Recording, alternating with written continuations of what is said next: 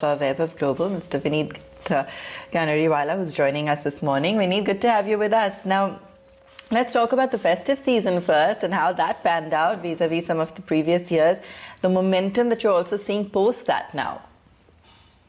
So good morning to you and your viewers, and thank you for having me here. So Q3 was fantastic. So we reported another quarter of strong numbers, continued the momentum of earlier quarters. Usually in this quarter during the election time, we used to see some distraction in our TV viewership, but pretty strong numbers coming on the back of, despite the US elections, it's very, very heartening. So our retail revenues grew by about 30% year on year. EBITDA grew by 37% year on year. Margins expanded to 17% plus. In fact, on a 9-month basis also, the EBITDA margins expanded by 160% basis points. Cash 40% up to 166 crores. ROC 56% plus. Customers 33% year-on-year growth. So all in all-round strong performance in all the revenue, profit, and customer metrics. So pretty happy, pretty pleased with our performance in Q3. Okay. With the UK again going under lockdown now, does that affect your, sales, also the supply side? I mean, how much of an impact is that going to have? So we are a digital player. So we sell through TV, we sell through web, we sell through marketplaces and social commerce. So in cases of lockdown scenarios, it only boosts up our sale further. So no problem of no any sales in such lockdown kind of a scenario. Talking about supplies, so we are a regional supply chain. So we have our sourcing locations in India, China, Thailand, Bali. Besides, we also source locally from US and UK.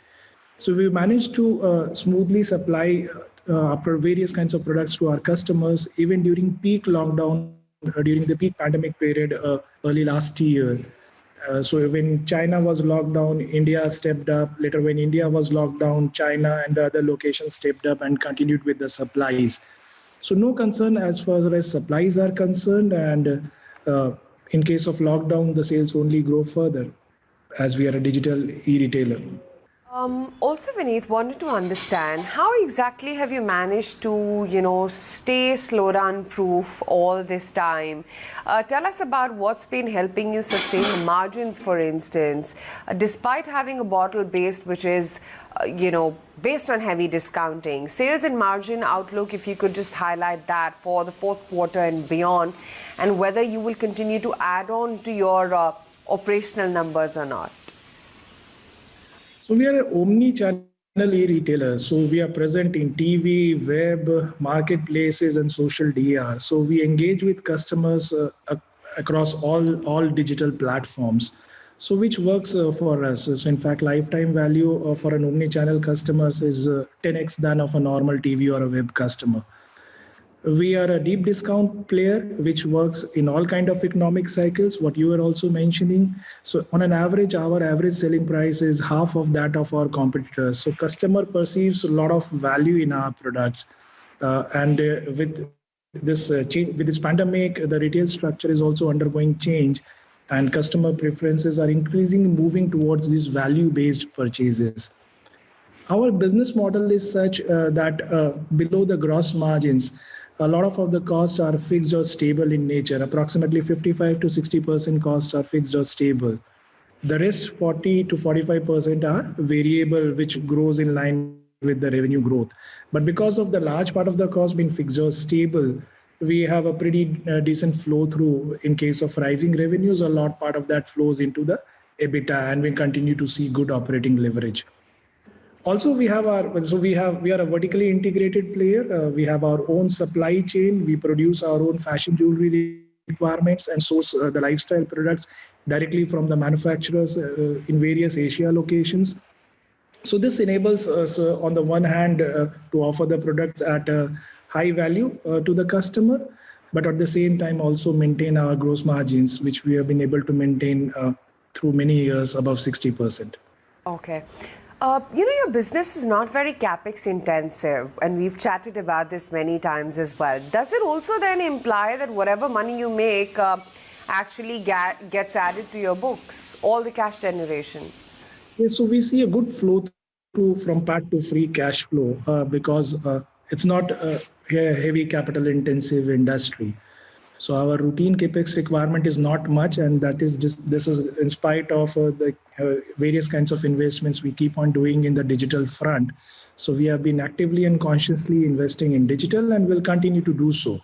But the routine capex requirement is definitely not much. So the prudent capital allocation, the efficient cost management, the low debt structure actually delivers a very high ROCE, which is now crossing 56%.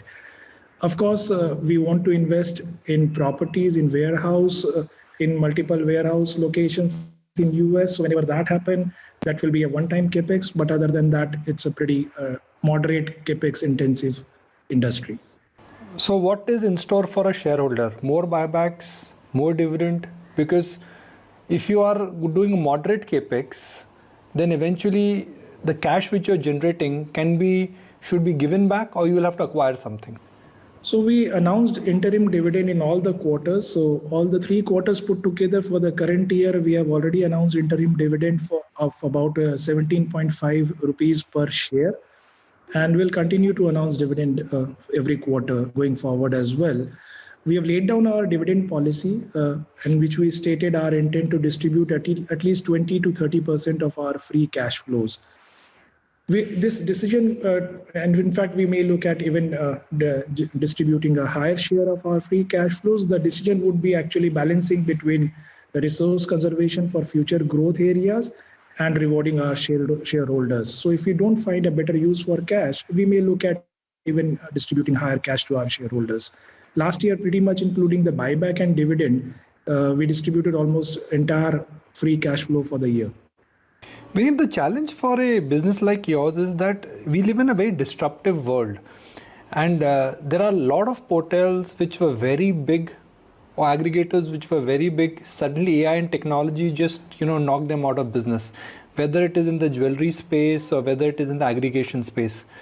How are you planning to create a moat around your business so that in today's disruptive world you survive and you grow? So like I mentioned, so we are an omni-channel player. So we are present in TV, web, digital, and social. So this unique TV and web combined, the platforms combined, gives a unique shopping experience to the retailer, which is unmatched. In fact, what we also see is that lifetime value of our omni-channel customer is 10 times than that of a pure TV or a pure web customer.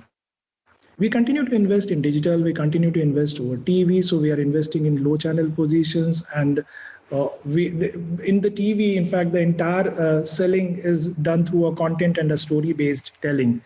So we continue to be aware of the changing market scenarios. We have a high velocity innovation team in place, which not only spots customer trends, understands their changing needs, but also takes advantage of that by reacting and supplying quickly to them what they need.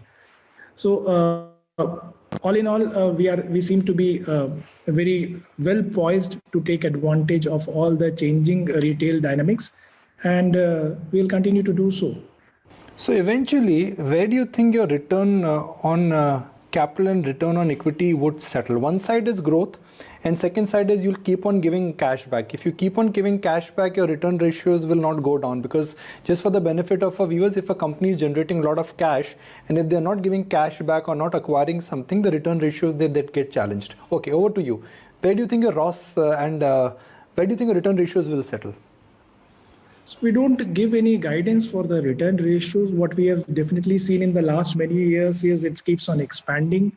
And our business model is such that unless we say maybe acquire a new company or invest heavily in our future growth areas, this should keep on expanding. So we don't want to give any guidance for the return ratios, but with the business model, we are pretty confident of expanding it on a continuous basis. All right, Vineet, thanks so much for joining us this morning and taking us through the business and how it's going in great detail. Thank you very much. Thank you for having me.